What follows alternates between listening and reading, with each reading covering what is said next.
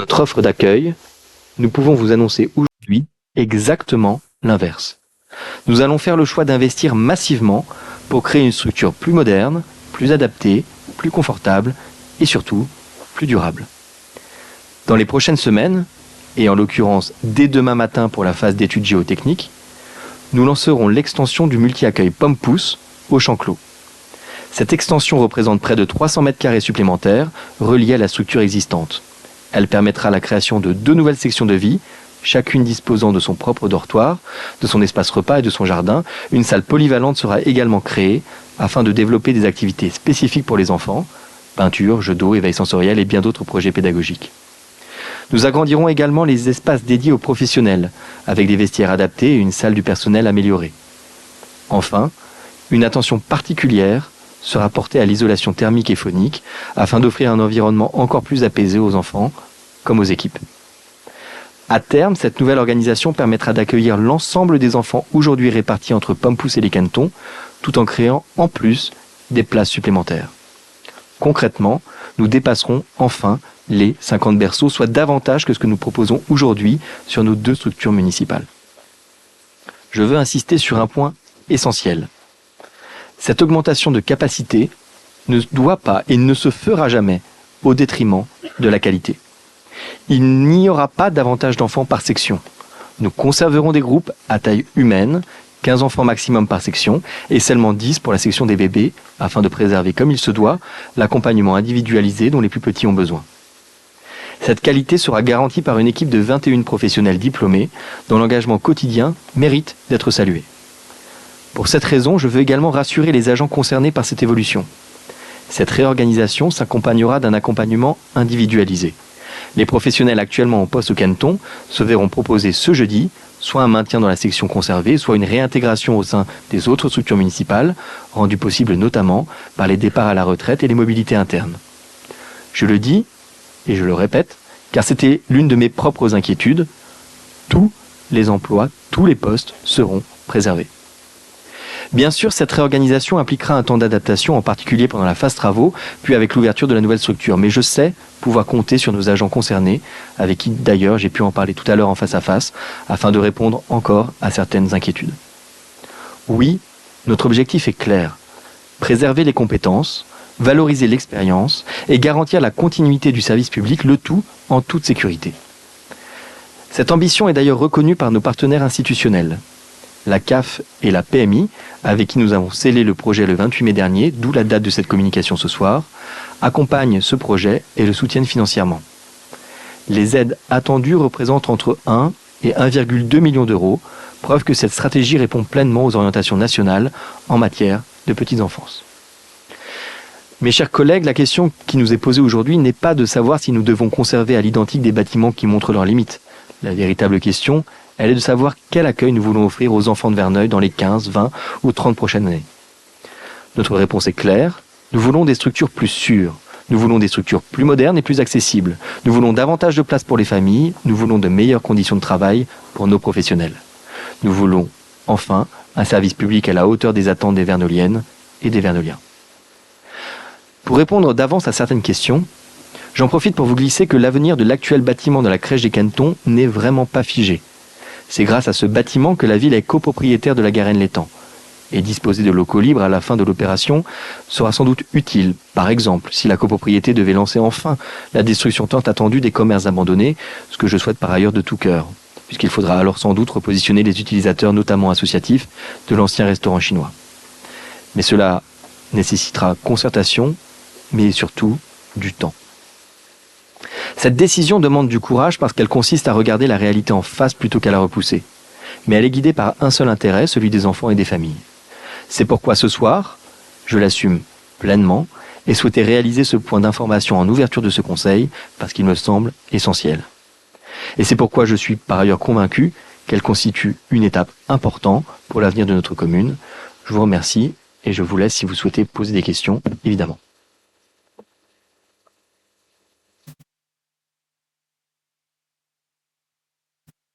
Bonsoir.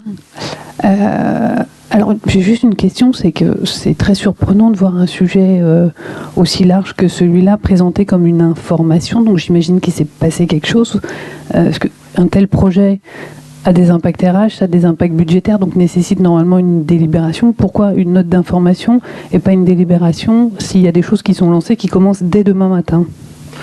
Pour l'instant, il s'agit d'un point d'information. Des délibérations, nous en aurons le moment venu lorsqu'il s'agira d'avancer sur les travaux. Mais déjà, nous souhaitions en transparence présenter la situation réelle afin de pouvoir rassurer tout le monde sur les incidences RH, etc. Évidemment, des délibérations, je pense, côté urbanisme, on en aura lorsqu'on en sera après les études géotechniques de demain à pouvoir lancer les projets, lancer les permis de construire et avancer. Mais donc, pour l'instant, on n'en est pas. Typiquement, l'étude géotechnique de demain, elle a été signée, elle est lancée, on est d'accord ? Absolument. Mais donc, il s'est passé, il y a eu un événement particulier ou pas ? C'est surprenant en fait. Je crois vous avoir donné la date, je viens juste de vous le dire. D'accord. Le 28 mai dernier, 28 mai, donc il y a quelques jours. C'est le résultat du rapport. Tout à fait. D'accord. Excuse-moi. Le rapport commission de sécurité, c'est ça ? Tout à fait. Qui dit quoi, ce rapport ? Ce rapport qui nous dit que le maintien de la crèche des Cantons n'est possible que s'il y a fermeture d'une section. Deuxième interrogation, j'y vais à chaud comme ça, parce que on découvre le sujet. Déjà, sur la méthode, j'ai l'impression de revenir à Cosma. On découvre en entrée de conseil cette situation, alors que je pense que vous devez la connaître depuis un moment. Puis on connaît la situation de ces locaux, je les connais aussi. Alors, en première interrogation, j'allais me tourner vers mes collègues en me disant, dans la commission éducation, vous avez certainement dû en parler. Non. Votre réflexion qui consiste, alors moi c'est à chaud, hein, après on approfondira puisque ça vient de tomber, qui consiste à expliquer l'intérêt des familles quand vous allez du coup fermer une crèche au cœur du quartier des Briques Rouges que vous défendez tant, et tous les enfants vont devoir aller au centre-ville à Pomme-Pousse, donc au Champ-Clos, on va aller construire une extension si j'ai bien compris. Il aurait peut-être été intéressant, encore une fois, sur ce sujet-là, alors je vais passer pour un râleur de l'opposition, mais c'est peut-être parce qu'on n'a pas la même façon de voir les choses, mais moi j'aurais trouvé pas mal que ce sujet qui, visiblement, je pense, n'a pas été découvert sous le sabot d'un cheval le lendemain des élections, puisse aussi faire l'objet d'un véritable travail de concertation avec les parents d'élèves, les enseignants, les élus.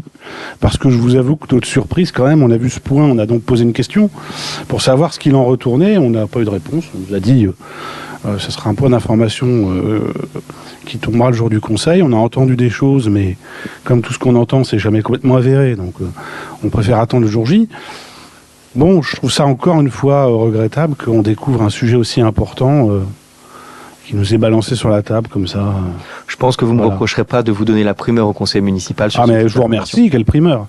Après, j'aurais pensé intéressant qu'il y ait d'autres échanges que simplement le conseil. Il y en aura d'autres, vous inquiétez pas, parce qu'on aura des délibérations. Oui, mais vous avez déjà pris vos décisions au final, donc il n'y aura pas de réflexion. Vous avez choisi votre stratégie, vous avez décidé ce que vous allez faire. Bon, après, vous êtes majoritaire, il n'y a pas de sujet. Hein. Voilà, vous avez aujourd'hui une large majorité, vous pouvez trancher. Mais bon...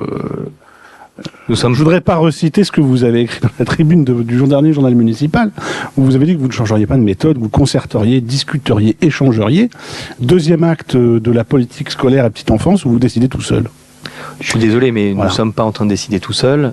Nous décidons avec la PMI, avec la CAF, avec les services de l'État, en héritage d'une situation, et nous sommes simplement aux affaires. Et en fait, là, vous balancez simplement le sujet sur la table ce soir, comme ça, à notre grande surprise, alors que même les élus de la commission d'éducation n'ont pas eu d'infos.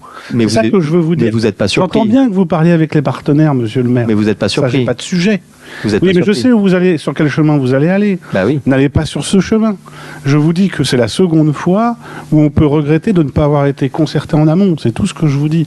Ne me redites pas, Philippe Tautou, à l'époque, il avait fait la crèche, c'était pas bien. Ah non, c'est pas. Ils sont pas idéaux, on est bien d'accord, mais ils existaient. Et la réflexion, je trouve qu'elle est importante quand même, parce que comme ça, hein, sans connaître évidemment plus que ça sur le sujet, puisqu'on n'a pas eu d'infos. Là, ce soir, vous me dites à moi, écoutez, les parents des petits gamins qui vont à la crèche de Canton, demain, ils vont se trimballer 600 mètres de plus, ils vont devoir aller qui allent au Canton, ils vont devoir aller au Champ-Clos. C'est bien ça. Les Cantons habitent tous près des Cantons. C'est la bonne question à se poser. Ah écoutez, vous nous renseignerez du coup. C'est intéressant parce que s'il y avait une commission pour en parler, on aurait pu poser ces questions, vous voyez. Mais On fera ça à une prochaine commission, mais quand on aura des choses à présenter, là, on vous a présenté l'endroit où on en est. On commence des travaux, on commence des échantillonnages de travaux. Donc aujourd'hui, ce n'est qu'un point d'information parce que c'est la présentation de la politique choisie. Maintenant, ne vous inquiétez pas, on aura l'occasion d'en parler longuement au prochain conseil avec un S, puisqu'il y aura des étapes à la fois programmatiques côté urbanisme, des étapes aussi et des travaux à mener sur la partie petite enfance, sur la partie RH, etc. Ce n'est que le début et c'est pour ça que je parle non pas d'un sujet caneton comme vous le faites, mais d'un sujet stratégie petite enfance sur plus d'un mandat. J'ajoute un tout petit point, c'est que, semble-t-il, vous avez eu un rapport de la commission sécurité, donc il y avait quand même ce document à présenter qui pouvait être partagé en commission. Ah non, il n'y avait pas ce document, puisque c'est là vous faites nom de la tête pour expliquer qu'il n'y avait pas ce document. Ce document, vous dites que c'est la justification pour laquelle vous rénovez votre stratégie. Donc il y avait bien ce document, alors qu'il était présentable. Non, je suis désolé, je peux pas vous laisser dire cela. C'est vous qui l'avez dit.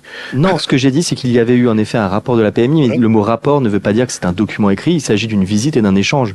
Et pour le coup, cet échange, je peux vous le dire en visio, il était fort intéressant, puisqu'il y avait bien sûr d'autres options qui auraient pu être choisies, mais je pense que vous ne me le reprocherez pas, les seules autres options constituaient à faire des investissements dont les prix et les coûts étaient supérieurs au coût du bâtiment réel. Donc évidemment, c'était pas sur la table. Alors, vous semblez avoir déjà chiffré tout ça, vous semblez avoir une idée très précise. C'est autant de documents et d'éléments. Et donc, vous nous dites que juste, quand même, c'est quand même ça qui est particulier, c'est que vous nous dites juste sur une discussion orale avec la PMI, vous avez décidé. C'est quand même un peu plus compliqué que ça, si je puis me permettre. Mais je répète ce que vous dites, monsieur le maire. Donc à chaque fois que je répète ce que vous dites ah non, j'ai pas vraiment dit ça. Alors l'autre chose, c'est que vous nous avez dit là encore une fois, je sais ce que vous dites, c'est que la PMI et la CAF sont prêts à accompagner à hauteur de plus d'1 million d'euros. Ça aussi, c'est par téléphone. Oui. Je vous vois faire oui de la tête. Mais donc, ce sont des critères de sélection, monsieur. Sur une discussion orale, sur une annonce en préalable, avec un rapport de la commission. Bah, vous savez, monsieur Dainville, ça sera exactement comme sur la maison de santé. Ne nous croyez pas, vous verrez le résultat. Non, mais vous m'aviez dit la même chose. Vous m'aviez dit il n'y aura pas de subvention, vous n'aurez rien. Vous verrez. Il n'y a que les résultats qui comptent. Les subventions, c'est bien qu'il y a toujours une tranche en fait. C'est pas, on n'a pas le pourcentage final. On a toujours, ça subventionne de temps à temps et le projet s'inscrit dedans et on obtient un pourcentage. Alors, je dis pas qu'il y aura pas de subventions. Je vous souhaite de les avoir. Je dis que là, vous nous annoncez des subventions que pour l'instant, vous n'avez eu aucun engagement oral, ou si vous les avez déjà, eh ben, ça veut dire que le dossier est très avancé. Et ça veut dire qu'il y avait des présentations à faire au conseil municipal avant. Donc, absolument pas. Écoutez, absolument pas. Je ne reprends que vos paroles. Non. Et à chaque fois qu'on vous cite, vous dites c'est plus compliqué que ça. Bon, vous savez, j'ai pas besoin de perroquet pour me citer. Ce que je constate simplement, c'est que vous déformez mes propos. Mes propos sont simples. Le travail a été porté pendant plusieurs années. Il existait plusieurs options. Nous avons choisi celle qui est la plus saine pour les finances de la ville grâce à ces subventions que nous sécuriserons simplement comme pour la maison médicale parce que nous cocherons un certain nombre de cases qui nous le permettront. Pour le coup, nous aurons l'occasion d'en reparler parce que quand on parlera subventions, vous savez qu'elles sont votées en conseil municipal et qu'on vous présentera au fur et à mesure les projets. Mais sauf que si je vous avais présenter directement ces documents sans préalablement vous avoir informé de la situation, vous m'auriez reproché d'avoir caché la réalité. Au moins, vous ne pourrez pas me la reprocher. Aujourd'hui, en transparence, on vous annonce le projet. Ensuite, il y aura toutes les étapes et sur toutes les étapes, vous serez informé. Pour l'instant, on n'en est pas encore là. Mais je ne voulais pas qu'on puisse me reprocher d'avoir caché les choses. L'objectif, en tout cas, aujourd'hui, c'est de vous présenter la vision, le projet politique. Maintenant, la machine administrative va se mettre en route. Les premières études vont être évaluées. Peut-être qu'on aura des mauvaises surprises. On n'est jamais à l'abri, même si je suis assez confiant au regard de l'historique sur les terres dont on parle. Bref, on reviendra vers vous sur les prochains conseils municipaux avec des éléments, mais en tout cas vous avez compris l'ambition, ne pas lâcher la petite enfance à Verneuil.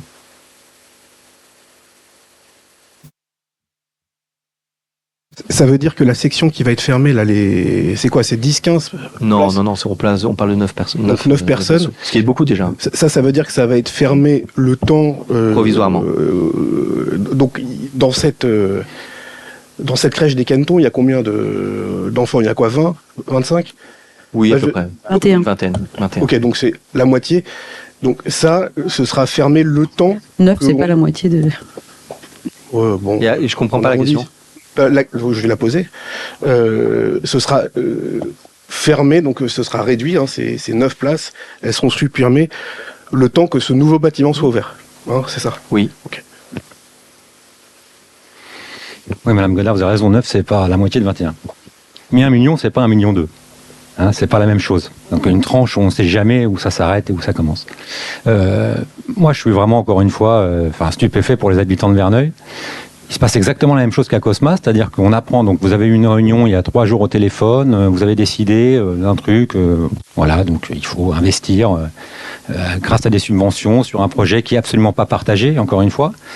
Donc, encore une fois, c'est une histoire de méthode. Vous nous informez ce soir, mais vous êtes au courant depuis un certain temps, puisque ça fait des années que vous travaillez dessus. Voilà. Oui, c'est dans le programme, d'accord. C'est même l'héritage.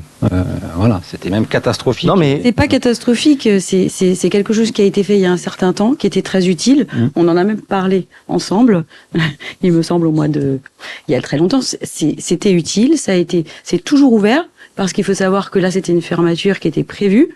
Donc là, on s'est un petit peu battu et on a parlé de notre projet à la PMI et aux instances pour qu'ils acceptent de laisser, contre quelques travaux, néanmoins, de sécurisation, l'ouverture de 11 berceaux.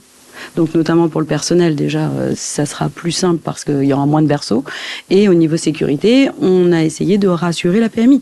Parce que certes, c'était comme ça depuis des années, mais là, le veto était leur déclaration. Donc on est obligé de faire en sorte que ça avance. Bon. Sinon, on fermait complètement les 21 berceaux. Au stade de notre connaissance du projet, il n'y a pas 30 000 commentaires à faire. Moi, je m'inquiète d'une chose, c'est parce que c'était dans votre programme, malheureusement, je ne l'ai pas appris par cœur, mais j'aurais dû. Ça m'éviterait quelques surprises. Bon, Cosma n'était pas dans le programme, mais la carte scolaire était dans le programme, donc c'est ce qui explique la fermeture de Cosma. Donc effectivement, on peut tout trouver dans le programme, il n'y a aucun souci.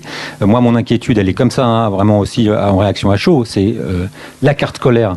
Plus ça, je pense qu'en termes de déplacement aussi des populations, il va y avoir une réflexion importante à tenir, puisque c'est déjà un sujet qui est très compliqué pour les habitants, et qui est d'ailleurs ressorti largement pendant les élections, hein, la circulation des quartiers et du centre-ville. Et forcément, le changement de la carte scolaire, plus ça qui tombe d'un coup, ça peut aussi avoir des répercussions qui vont pas être neutres. Puisque forcément on ramène aussi les gens dans le centre-ville, donc ce qui a posé encore des problèmes supplémentaires de circulation. Après forcément on sera dans l'étude de ce que vous allez nous montrer, peut-être avec des documents ou pas de documents, ou on assistera aux visios, ou on verra, mais bon, on reste quand même dans une information plus que on va dire pas très fine. Je vais peut-être juste pointer une chose. Il me semblait important de faire ce point, parce que c'est aussi d'une certaine manière, et même si ça vous déplaît, mais j'entends, un discours de la méthode. Nous vous donnons en transparence ces éléments et nous assumons une politique qui est radicalement différente de ceux des mandats précédents. Vous savez, sous le mandat de mon prédécesseur, vous vous souvenez ce qui s'était passé pour la petite enfance. On parlait de suppression de postes. Nous, c'est ce qu'on ne veut pas. Et c'est quelque chose sur lequel on se bat.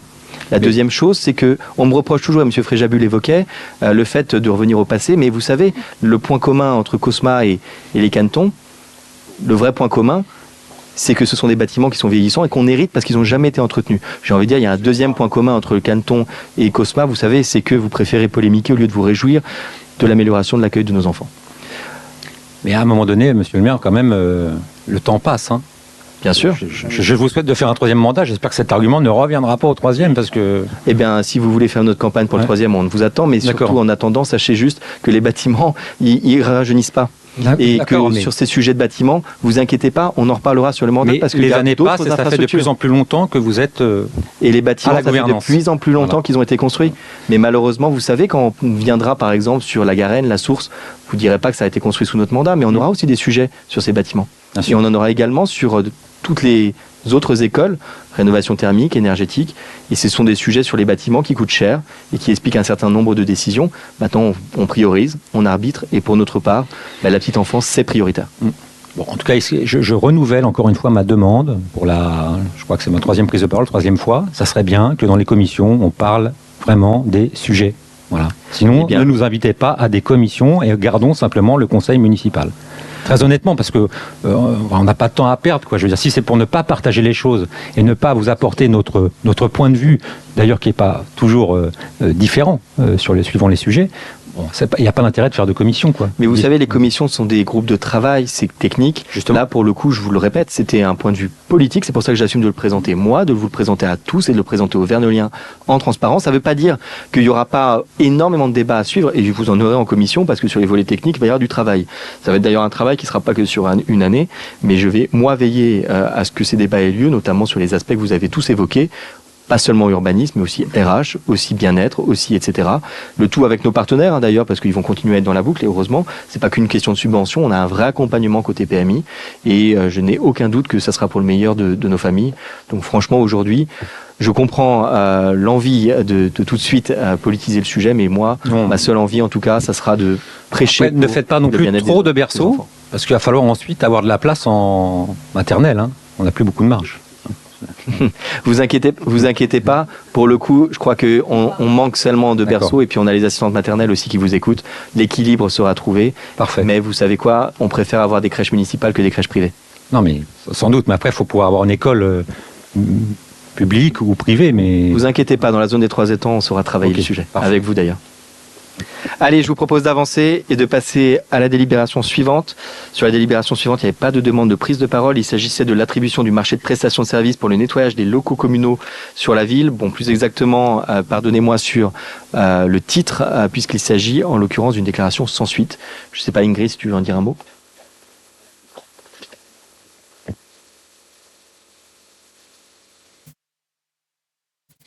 Donc à l'heure actuelle, la ville fait appel à un prestataire spécialisé pour le nettoyage de ses bâtiments municipaux. Ce marché arrive à échéance le 31 août.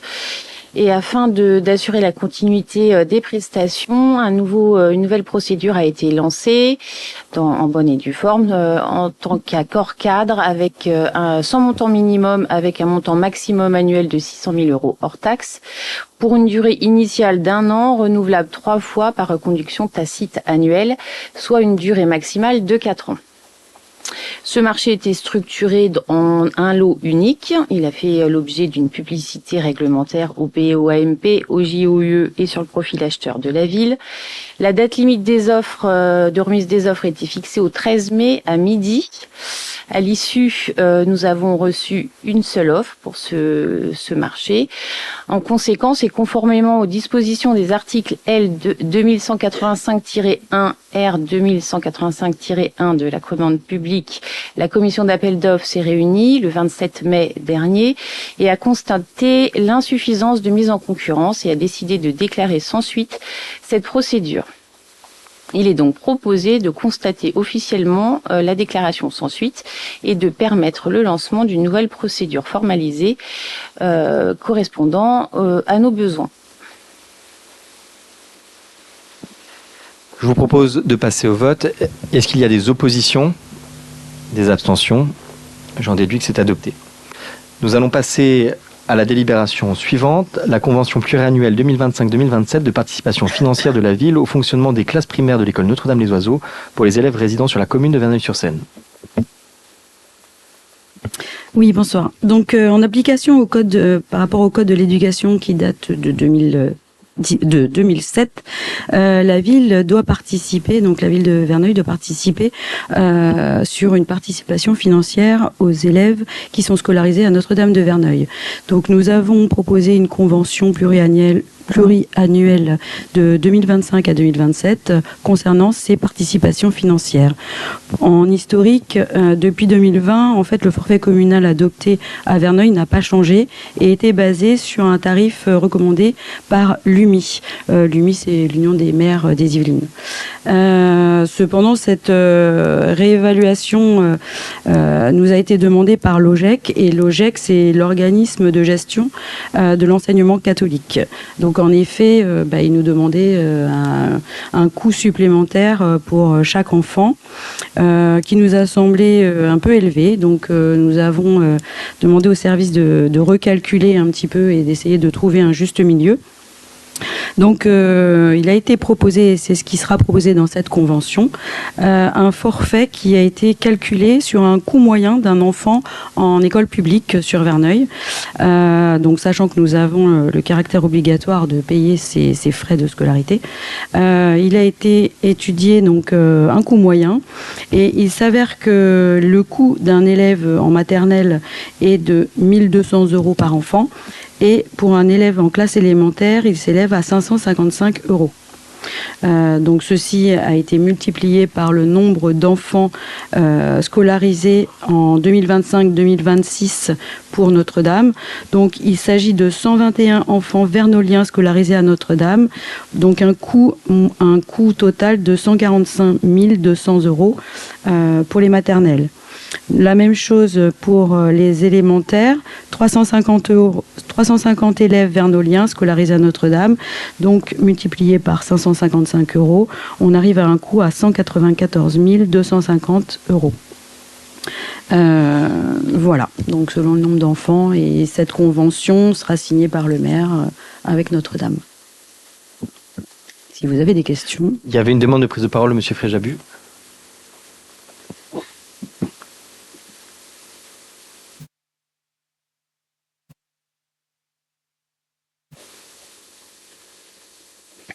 Je te remercie, sinon je vais casser le matériel.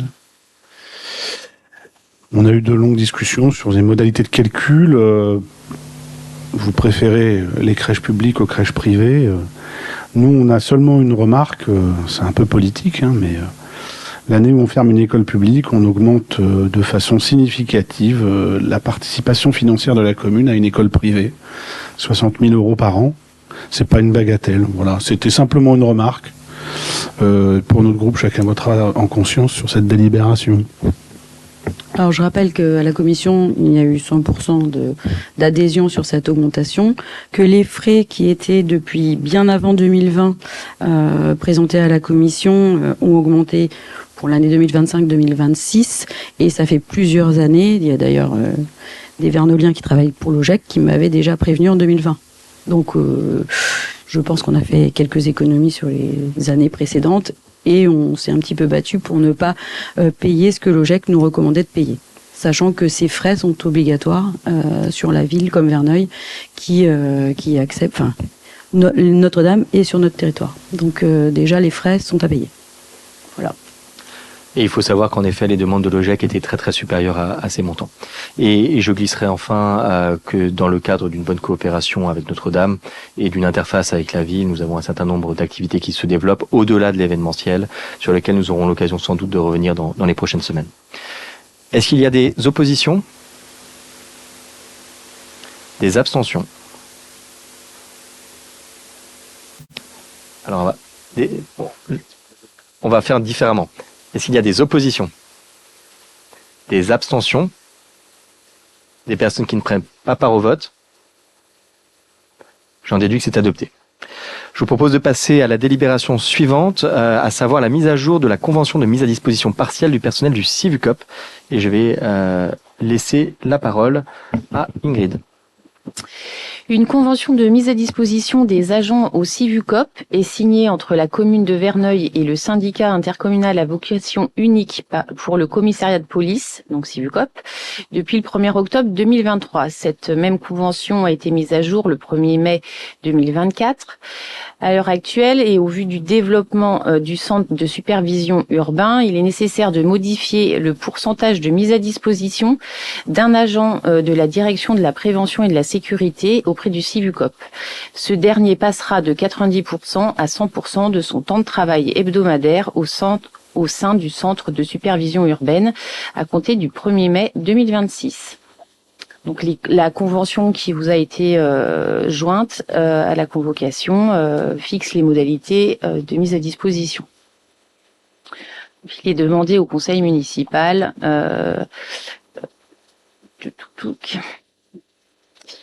d'acter la mise à disposition des agents au profit du Civucop, d'autoriser Monsieur le maire à signer cette convention. Il est rappelé que le Civucop prendra à sa charge au prorata de la mise à disposition la rémunération des agents communaux concernés et les charges sociales afférentes. Et les dépenses budgétaires sont imputées au chapitre 012 du budget de la ville. Il y avait une demande de prise de parole de Mme Toutou. Oui, bonsoir. Rebonsoir. Je rappelle juste que le Civucop, parce que peut-être que tout le monde n'est pas très familier, ça concerne aujourd'hui Verneuil et Vernouillet, parce que Triel a quitté le Civucop au tout début de votre premier mandat, il me semble. Et les questions, donc j'avais plusieurs questions, parce que Notre groupe soutient la vidéoprotection, mais avec un bon équilibre entre la surveillance numérique et la présence sur le terrain. Je pense qu'on est tous d'accord pour dire que la vidéoprotection est efficace lorsqu'elle est mutualisée avec de la présence sur le terrain, surtout lorsqu'on a opté pour un visionnage en temps réel pour avoir du flagrant délit. Si on voit quelque chose à la caméra, il faut pouvoir intervenir, donc il faut quelqu'un sur le terrain. Dans votre programme, pour le coup, j'ai regardé votre programme, vous engagez sur 2 points précis, la création d'une brigade de police municipale de nuit, rendue possible par l'étoffement des équipes, et le renforcement de la lutte contre les dépôts sauvages grâce à la mise en place de nouveaux logiciels associés au réseau de vidéoprotection. Alors j'ai 2 questions. Sur le premier point, au regard du contexte budgétaire actuel de la commune, comment cet engagement sera-t-il tenu? Avez-vous envisagé une mutualisation de la présence terrain avec les communes voisines, notamment pour la soirée? Et sur le deuxième, nous voyons aujourd'hui que nous devons mobiliser un brigadier chef principal à temps plein et plusieurs ASVP pour le visionnage des caméras. C'est autant d'agents qui ne sont pas sur le terrain. D'autres communes ont recours à des outils et des logiciels d'analyse vidéo intelligente pour réduire la charge des opérateurs et libérer des effectifs sur le terrain. A-t-on étudié cette option pour Verneuil? Et est-ce à ce type d'outil que vous faisiez référence pour lutter contre les dépôts sauvages? Et si oui, quel est le calendrier, s'il vous plaît? Merci beaucoup pour la question. Alors très simplement, en petit 1, est-ce qu'il y aura une mutualisation des polices municipales en vue d'une intercommunalité sur la police? De notre côté, non. Nous avons aujourd'hui besoin d'avoir des agents qui connaissent vraiment le terrain et fort de l'illustration de ce que nous avons pu voir sur notre ville et des vrais progrès entre l'articulation effectif terrain et caméra, notre dynamique et notre logique reste vraiment celle d'une police de Verneuil qui s'articule les deux. La réalité, c'est que si vous souhaitez mettre de l'IA partout pour pouvoir remplacer les personnes qui visionnent, c'est pas du tout notre objectif. Notre objectif, ça reste de privilégier le terrain avec l'articulation, mais les deux vont de pair et ça nous permet d'ailleurs de faire un sacré nombre d'économies en réalité entre ceux qui visionnent et ceux qui sont opérationnels. Et il y a des villes autour de nous qui ont des vidéoprotections mais sans personne pour regarder en direct. C'est pas du tout notre logique, c'est pas du tout notre manière d'envisager la police. C'était par ailleurs ce qui existait avant notre élection et ce sur quoi nous avons construit. Je me réjouis en tout cas que vous ralliez la position que nous avons sur la vidéoprotection et pour ce qui est des logiciels à venir sur les dépôts sauvages et sur les autres types d'infractions, nous aurons l'occasion de revenir vers vous le moment venu, de la même manière que sur d'autres éléments qui sont dans le programme et sur lesquels nous sommes en train de travailler. Il nous faudra du temps et de la réflexion et on aura l'occasion d'en reparler largement. Alors, on ne rallie pas la position, on a toujours été favorable à la vidéoprotection, mais avec de la présence terrain. Notre sujet et notre inquiétude, c'est la présence terrain. Et avec 278 prises de vue, il faut du monde pour regarder si on n'a pas un outil qui aide un petit peu à avoir des comportements. Donc, je sais que c'est un sujet qui peut paraître, et moi, je n'ai pas dit que je voulais mettre de l'IA partout, mais en tout cas, au bout d'un moment, vous ne pourrez pas avoir une armée de gens qui regardent des caméras et plus personne pour intervenir. Donc, c'est un bon équilibre à trouver, d'où le sujet de mutualiser peut-être sur de la présence terrain avec une commune voisine comme Vernouillet, qui était quelque chose que nous trouvions intéressant. Eh bien, libre à vous d'avoir cette vision. Pour notre part, nous ne le pensons pas et nous considérons par contre qu'il est important de renforcer notre police sur la commune. Ça repassera aussi par des recrutements et on les assumera. Et c'est aussi en cela que le Civucop a été un outil formidable pour le déploiement et le recrutement d'un certain nombre de personnes pour visionner les caméras. Aujourd'hui, on n'a pas besoin de plus de monde pour visionner plus de caméras. C'est beaucoup plus, entre guillemets, complexe que ça pour le fonctionnement, mais c'est aussi parce qu'on a simplement des agents qui connaissent par cœur notre ville et qui peuvent passer d'une caméra en l'espace d'une seconde. Pour avoir vu avec eux comment ça peut fonctionner sur différentes opérations, j'ai totale confiance. C'est pas une question de gestion du nombre de caméras, c'est une bonne connaissance de la ville qui est la clé. Et sur le terrain, nous allons continuer de renforcer les effectifs parce que l'objectif en effet, c'est qu'avant la fin de l'année, on puisse passer aux brigades de soirée, mais ça nécessite du recrutement. Encore une fois, ça nécessitait un certain nombre de choses sur lesquelles j'ai dû prendre des positions fortes et fortement critiquées sur le dernier mandat, notamment sur l'armement. Mais encore une fois, je me réjouis que cela ne fasse plus débat et qu'on puisse avancer. Sur le recrutement, vous aviez un poste qui était ouvert en 2025, il me semble, et qui était en cours de recrutement pendant les élections. Il a été pourvu ou pas? Il est en cours de recrutement. En principe, ça devrait arriver là. Et donc, vous aviez mis des augmentations d'effectifs dans les budgets, dans les plus 4,5% de masse salariale? Oui. Okay. Il y avait des postes qui n'étaient pas remplis de toute manière. Est-ce qu'il y a des oppositions, des abstentions? J'en déduis que c'est adopté. Nous allons pouvoir passer à la délibération suivante sur le renouvellement de la convention de mise à disposition d'un conseiller prévention avec le CG Grande Couronne. Donc la commune de Verneuil fait appel aux compétences du CIG en matière de prévention. Un conseiller de prévention qui est aussi ergonome intervient sur la ville depuis 2023 et également sur le CCAS. Ces actions en collaboration avec la direction des ressources humaines sont les suivantes. Études de poste à la demande de la collectivité ou des agents, visite des locaux, formation sur les gestes et postures, analyse des accidents du travail, intervention lors de la semaine de la qualité de vie au travail, mise à jour du document unique d'évaluation des risques professionnels. Cette collaboration est importante et elle permet de prévenir les risques liés à l'environnement professionnel de l'agent. La dernière convention est terminée et la collectivité souhaite la renouveler à compter du 1er février 2026. Il est précisé qu'aucune intervention n'a été effectuée depuis le 1er février dans l'attente de la signature de la présente convention. Il est proposé d'approuver le renouvellement de cette convention pour une durée de 3 ans et d'autoriser Monsieur le maire à la signer ainsi que tous les documents afférents. Merci beaucoup. Est-ce qu'il y a des oppositions, des abstentions? J'en déduis que c'est adopté. On va passer au point numéro 5 sur la composition du CST.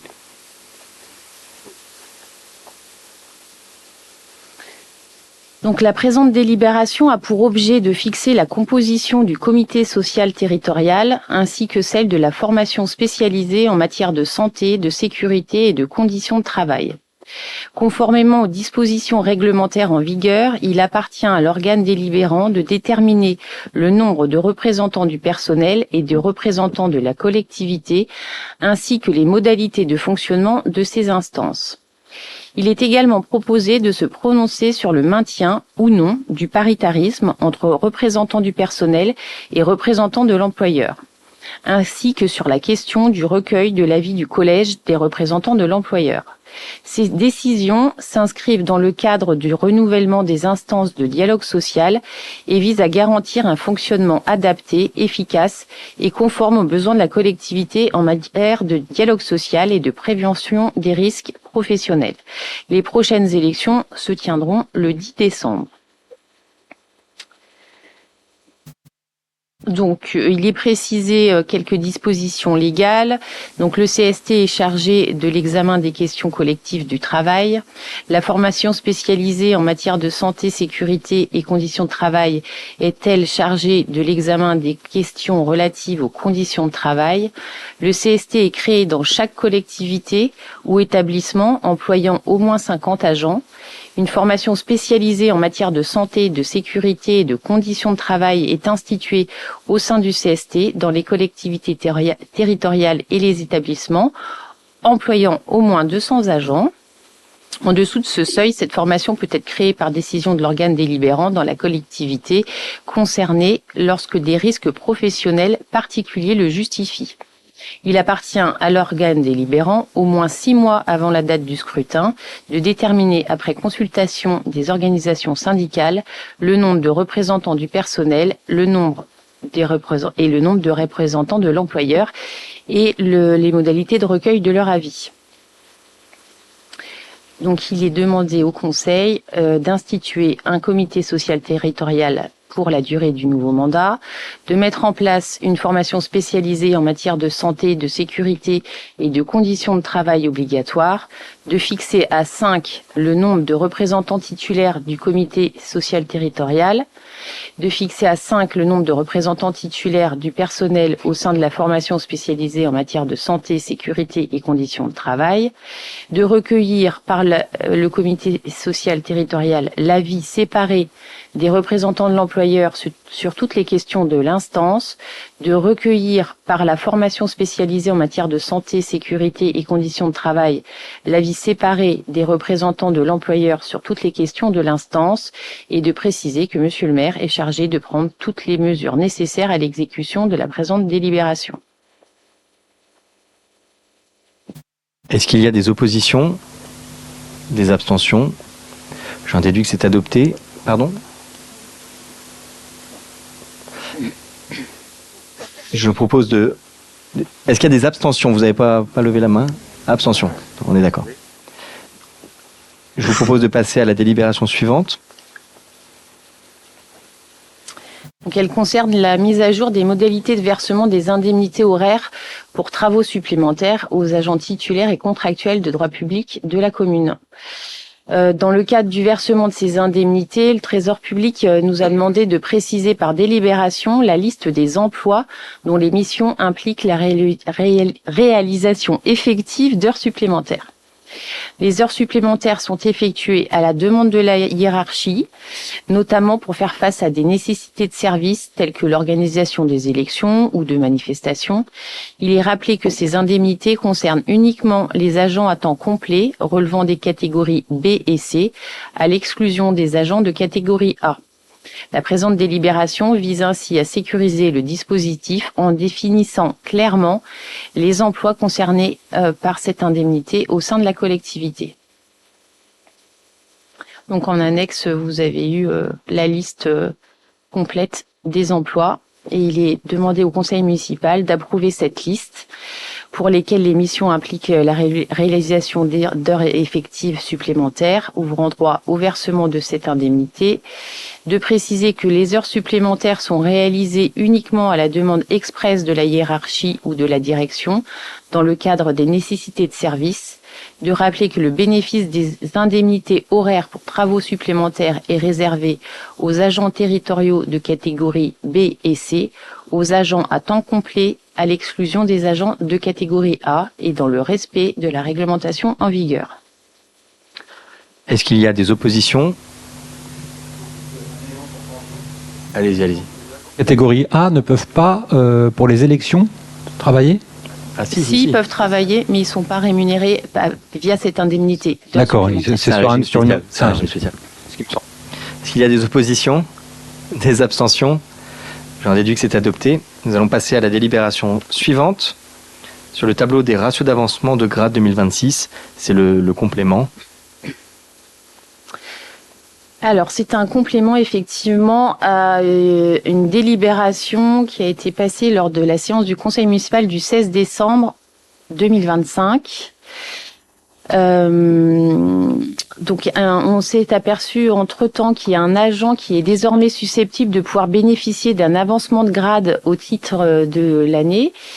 Et donc, il est proposé au conseil municipal d'approuver un tableau complémentaire, celui qui a été annexé, permettant de compléter le dispositif qui avait été initialement voté. Donc, conformément à la réglementation en vigueur, les ratios d'avancement de grade doivent être déterminés par l'organe délibérant après avis du CST. À ce titre, le CST s'est réuni le 3 février dernier et a émis un avis favorable sur cette proposition. La présente délibération vise donc à prendre en compte cette situation en actualisant les ratios fixés pour l'année 2026. Est-ce qu'il y a des oppositions ? Des abstentions ? J'en déduis que c'est adopté. Nous allons passer maintenant à 3 petits sujets liés aux finances, plus exactement d'abord 2 rapports que je te laisse présenter. Oui. Alors, donc, le premier rapport, c'est celui concernant la dotation de solidarité urbaine qui a été perçue au titre de l'année de 2025. Donc, il est rappelé qu'en application de l'article 1111-2 du Code général des collectivités territoriales, le maire d'une commune ayant bénéficié au cours de l'exercice précédent de la dotation de solidarité urbaine doit exposer au conseil municipal un rapport qui retrace les actions de développement social urbain entrepris et les conditions de leur financement. Donc vous avez eu un tableau qui vous a été joint et qui explique l'utilisation de cette dotation. Donc elle s'est élevée en 2025 à 177 282 € et elle a été fléchée sur plusieurs actions, le fonctionnement du CCAS, des actions sociales, des animations jeunesse. Elle a servi également à financer, partiellement à financer le street workout. Elle a abondé la subvention pour l'espace Maurice Béjart pour des animations culturelles et également a contribué à certaines subventions d'associations sportives. Merci beaucoup. Est-ce qu'il y a des oppositions, des abstentions ? J'en déduis que c'est adopté. On a ensuite le rapport relatif au fonds de solidarité de la région Île-de-France perçu au titre de l'exercice 2025. Donc, en vertu de l'article 2531-16 du Code général des collectivités territoriales, le maire de la commune ayant bénéficié au cours de l'exercice précédent du Fonds de solidarité de la région Île-de-France doit exposer au conseil municipal un rapport qui retrace les actions entreprises afin de contribuer à l'amélioration des conditions de vie et les modalités de financement. Comme précédemment, un tableau vous a été joint. Donc, le FSRIF en 2025 s'est élevé à 533 542 et a servi à financer la réfection du gymnase Coubertin, la rénovation de la couverture de Maurice Béjart, de continuer l'accessibilité handicapée et d'aménager le square de la Maison des Opportunités. Merci beaucoup. Est-ce qu'il y a des oppositions, des abstentions? J'en déduis que c'est adopté. On va passer à la dernière délibération.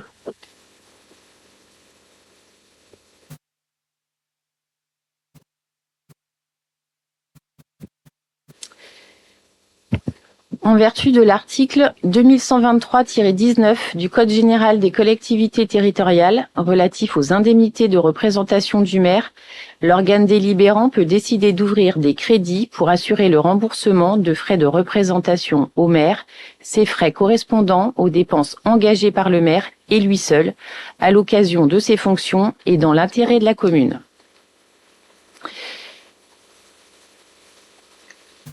Considérant que l'organe délibérant peut décider d'ouvrir des crédits pour assurer le remboursement des frais de représentation au maire, ces frais correspondant aux dépenses engagées par le maire et lui seul, à l'occasion de ses fonctions et dans l'intérêt de la commune, considérant que les frais de représentation doivent faire l'objet d'un vote au conseil municipal ouvrant les crédits nécessaires sous forme d'une enveloppe globale dans la limite de laquelle le maire pourra se faire rembourser ses frais de représentation sur présentation des justificatifs afférents, il est demandé au conseil municipal de décider d'attribuer des frais de représentation à monsieur le maire sous la forme d'une enveloppe maximum annuelle, de fixer ce montant à 2 000 €, de dire que les frais de représentation de monsieur le maire lui seront remboursés dans la limite de cette enveloppe annuelle sur présentation de justificatifs correspondants et sur présentation d'un état de frais, et de dire que cette enveloppe maximum annuelle est inscrite au budget de la ville. Est-ce qu'il y a des oppositions, des abstentions? J'en déduis que c'est adopté et je vous promets d'être peu dispendieux. Je crois que sur cette année, on en est à 37 € sur les 2000. J'ai un peu de marge. Et au-delà de la plaisanterie, est-ce qu'il y a des questions, des remarques relatives au compte-rendu des décisions?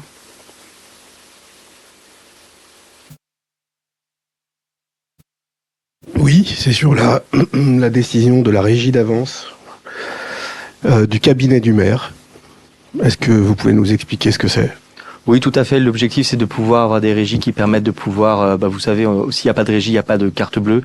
Donc, lorsqu'on a des menus dépenses à faire, lorsqu'il s'agit typiquement sur Internet ou lorsqu'il y a des délégations de jumelage qui viennent, jusqu'à présent, on devait toujours passer par des devis, etc. Et on est toujours pris par le temps, mais de toute façon, ça restera tout à fait transparent, puisque de toute manière, tout sera dans le grand livre des comptes que vous avez d'ailleurs eu, et suite à votre demande. Je précise sur ce livre des comptes qu'on attend depuis plus d'1 an. Et je voudrais préciser à votre directeur de cabinet qui m'a indiqué qu'il ne m'avait pas donné le document parce que je ne lui avais pas posé la question directement et qu'il fallait que je pose la question soit à lui, soit au maire. Oui, c'est dans le règlement intérieur. Mais du coup, je vous avais posé la question à vous, comme à chaque fois. Et du coup, on vous l'a envoyé. Et du coup, vous avez mis plus d'1 an à l'envoyer. Non, vous avez fait la demande après le dernier conseil municipal et on vous l'a envoyé tout de suite. Enfin, il y a pas de Ok, 2024, c'était pas au dernier conseil municipal. Là, j'ai dû attendre encore plus d'1 mois pour avoir ce document avec un argument qui n'est pas bon du tout puisque j'avais bien adressé à monsieur le maire. Donc je ne sais pas pourquoi votre directeur de cabinet dit que j'ai pas envoyé à monsieur le maire. On s'est pas caché du document, on vous l'a envoyé. Sur le process, honnêtement, en fait, je verrai, mais je m'en fiche un petit peu. Oui, j'ai bien compris que le process de transparence, parce que c'est toujours ça, le process de transparence, manifestement, c'est une déclaration que vous faites, mais vous l'appliquez jamais. Ah bah honnêtement, vous envoyez à l'adresse maire@verneuil78.fr et c'est le cas pas que pour vous, mais pour l'ensemble des habitants qui auraient des questions d'ailleurs, on répond systématiquement, il n'y a pas de sujet. Et c'est ce que je fais à chaque fois, et à chaque fois j'ai pas de réponse. Bah je suis En vraiment tout cas sur un document aussi important que ça. D'ailleurs ce document il est intéressant parce qu'il permet de voir que vous avez fait une dépense de 18 000 € sur une étude d'un écoquartier pour la petite enfance. Que ça c'est quelque chose que... 18 000 €. Bah écoutez... 18 000 € pour la petite enfance, bah, j'aimerais bien, je crois, on a tout ça. Urbaine, écoquartier et impact petite enfance. Je fais la somme. Voilà, j'ai 7 800. Pas la même chose. Hein. Et après 1250, 1150 et 8 600. Voilà. Bah donc ça fait 18 000, enfin, sauf si elle calcule mal, hein, mais ça fait 18 000. Voilà.